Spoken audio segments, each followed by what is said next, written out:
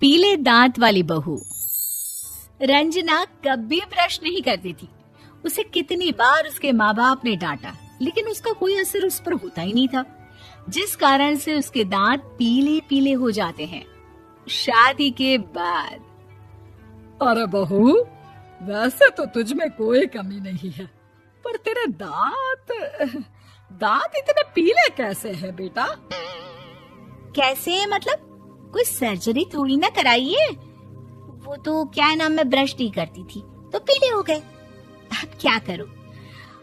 आप कहें तो लाल करवा लूं या फिर काले? यार ये क्या है, क्यों माँ से लड़ रही हो? लड़ रही हूँ?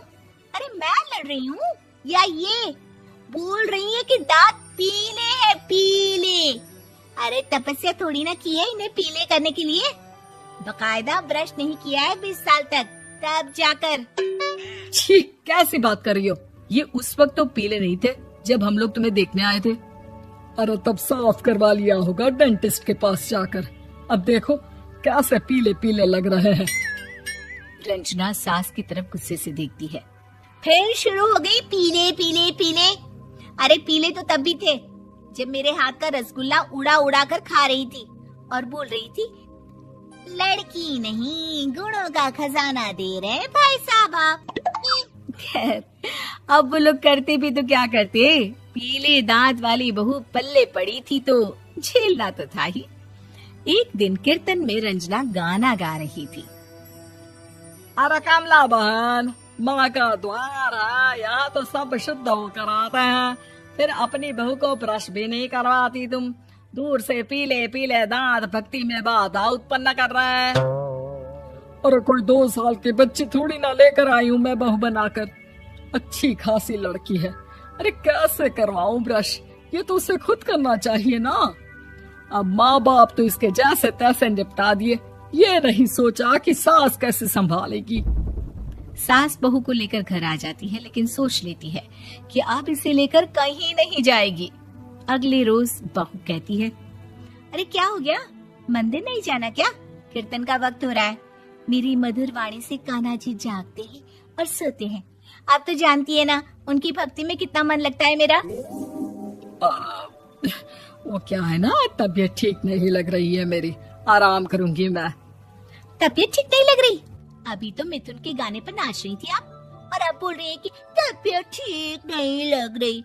अरे भक्ति में मन लगा लो सासू माँ, ऊपर जाना है, क्या मुंह दिखाओगी आप? हाँ? सास को बहू की बात पर गुस्सा आ जाता है। मैं क्या मुंह दिखाऊंगी, इसकी चिंता तो ना कर, समझी? अपने मुंह की चिंता कर, जो ये पीले पीले दांत लेकर हर जगह पहुंच जाती है। पता है लोग कितना मजाक बनाते हैं। ना जी ना, मैं नहीं जाना कहीं तेरे साथ। तो ये बात है। कोई ना, मत जाओ, मैं अपने कमरे में ही बैठकर भक्ति कर लूंगी। ऊपर वाला दांत थोड़ी ना देखता है, मन देखता है, भावना देखता है। और अरे बस बस, तू सब कुछ दिखा, बस ये सफेद चमकदार दांत ना दिखाना किसी को, है? जा यहाँ से। बहू को सास की बात का कोई फर्क नहीं पड़ता, वो तो जैसी थी वैसी ही रह जाती है। सुबह नहाकर किचन में खाना बनाना, फिर खाना खाना, कीर्तन भजन करना और सो जाना। एक दिन, माँ जी मैं सहेली के घर जा रही हूँ, शाम को लेट आऊंगी। हाँ हाँ तो जाना, मैंने कौन सा तेरी आरती करनी है घर पर बैठकर। रंजना सहेली के घर जाती है, जहाँ वो पार्टी में जाने की तैयारी कर रही होती है। अरे शिखा, कहाँ जाने की तैयारी कर रही है? मैं गलत वक्त पर आ गई क्या? अरे नहीं यार, उल्टा सही वक्त पर आ गया।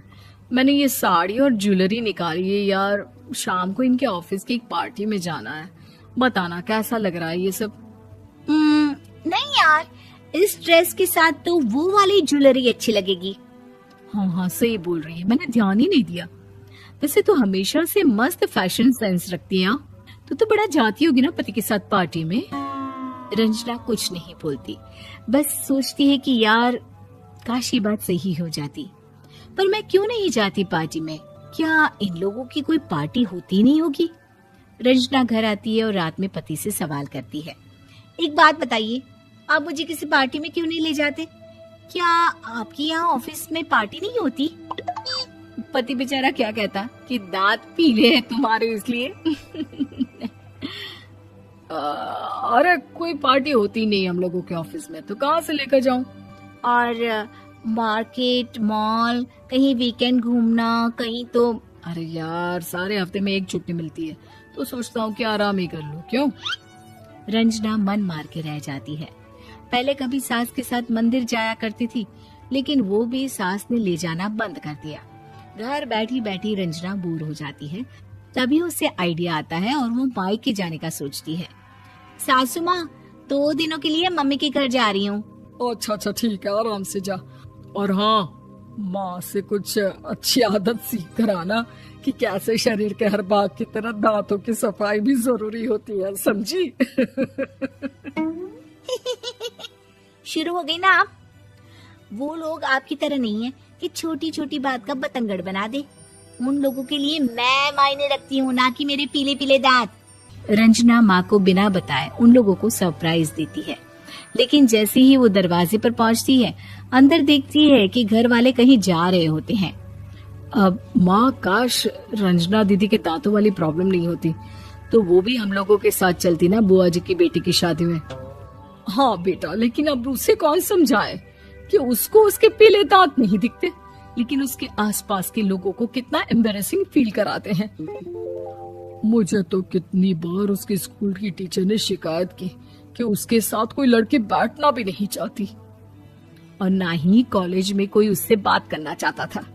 लेकिन पता नहीं क्यों उसे ये बात समझ में ही नहीं आती। कोई कमी नहीं है उस लड़की में, बस यही कि दांत पीले हैं। वो तो भला हो जीजा जी और उनकी माँ का, जो दीदी को जैसी है वैसे ही रखा हुआ है। रंजना को अपने घर वालों की बात सुनकर बहुत दुख होता है। वो सोचती है कि वो क्या करे, लेकिन फिर वो सीधा डेंटिस्ट के पास जाती है, अपने दांत चमकाती है और कसम खाती है कि वो रोज ब्रश करेगी।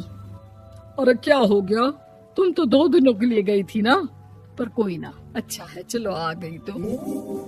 रंजना सास के सामने आकर खड़ी हो जाती है और पूरी स्माइल करती है, उसके चमकदार दांतों को दिखाती हुई। हैं?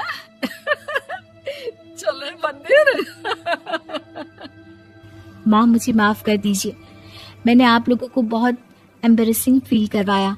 मैं आज से रोज ब्रश करूंगी।